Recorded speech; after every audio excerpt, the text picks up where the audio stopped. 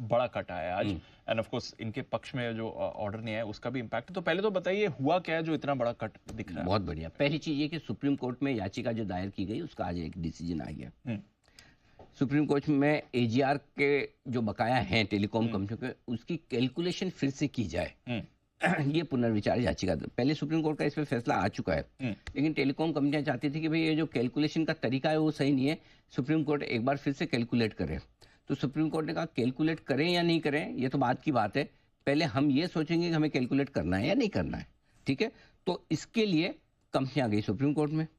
आज supreme court ने इनकार कर दिया, नहीं जी हम कैलकुलेट नहीं करते, हमें लगता नहीं कि कैलकुलेट वापस करने की जरूरत है। वो ये नहीं कह रहे कि कैलकुलेशन सही है गलत है, वहां तक तो पहुंचे ही नहीं, पहले पाकिस्तान पे चलो हटो वापस जाओ।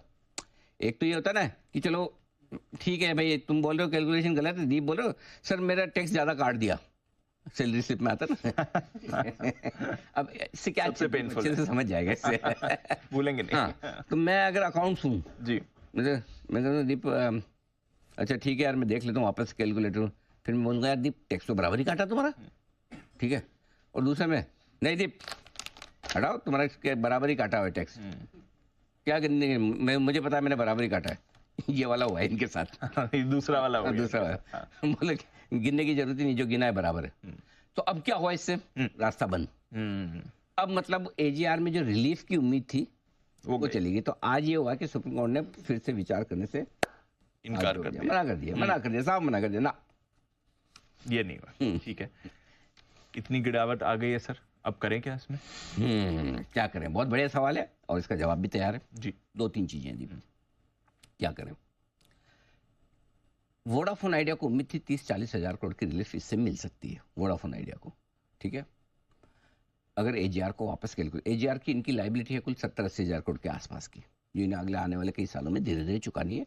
पहली शायद रिलीफ, पहली रिक्वायरमेंट 1.5 साल बाद की आएगी, अभी इमीडिएटली आज नहीं देना नहीं है, 1.5 साल बाद देना है, वहां से शुरू होगा धीरे धीरे धीरे, हर साल 15 साल तक पैसे देने इनको।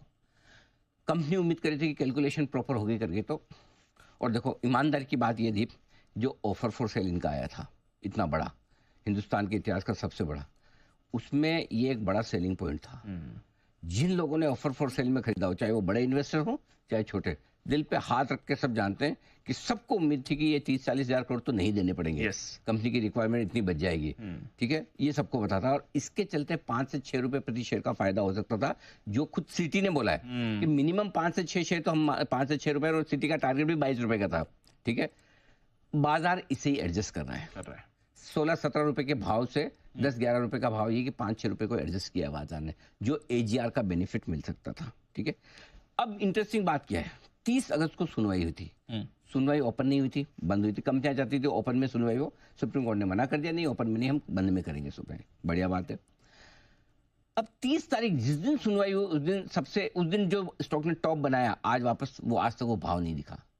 मतलब क्या, मतलब उस दिन से किसी को तो आज तक पता है कि इसका फैसला विपरीत आएगा, बाकी तो पूरी दुनिया, जिन लोगों ने ऑफर फॉर सेल में शेयर खरीदे हैं, 15 में खरीदे, 13 में खरीदे, 17 में खरीदे, सब तो ये मान के चल रहे थे कि इनके फेवर में फैसला आएगा, और माहौल भी ऐसे ही बना होता है फेवर में आएगा। 32-33% स्टेक सरकार के पास है, भारत सरकार 32-33% बिरला जी के पास है, 3 टेलीकॉम कंपनियां तो चाहिए ही चाहिए, डायरेक्टली हम भी कह रहे थे, सबकी बात ये हम भी कह रहे थे, क्योंकि यही माहौल था, ठीक है ना, यही सारी चीज आपके सामने थी।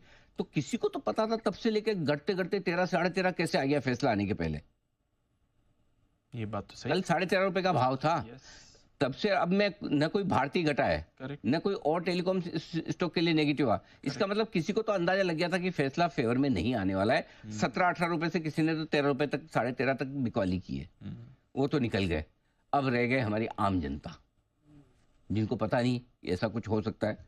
अब ये तो एजीआर में जैसे ही खत्म हुई थे, ये डिसीजन आया, अब तेजी की वजह जो बनी हुई थी वो वजह खत्म होगी। गोल्डमैन को तो अंदाजा था, 2.5 रुपए का टारगेट तो गोल्डमैन, सिटी को नहीं था, उन्होंने 22 का टारगेट दिया, गोल्डमैन को अंदाजा था 2.5 का टारगेट दिया। करेक्ट।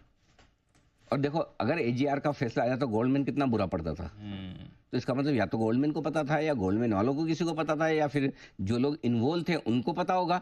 किसी को तो पता था ना, 17-18 रुपए से कौन बेच के 13 रुपए तक लाया है डिसीजन आने के पहले, राइट। अब ये आ गया अपनी एफपीओ प्राइस 11 रुपए पर, ठीक है। अब यहां से क्या, अब बड़ा सवाल है, पहली चीज यहाँ से अब जो आगे जो भी होगा वो सिर्फ और सिर्फ एक चीज पर होगा, कंपनी की फाइनेंशियल परफॉर्मेंस कैसी आती है। क्योंकि एजीआर का बेनिफिट निकल के आप न्यूट्रल हो गए 11 रुपए पे, ठीक है।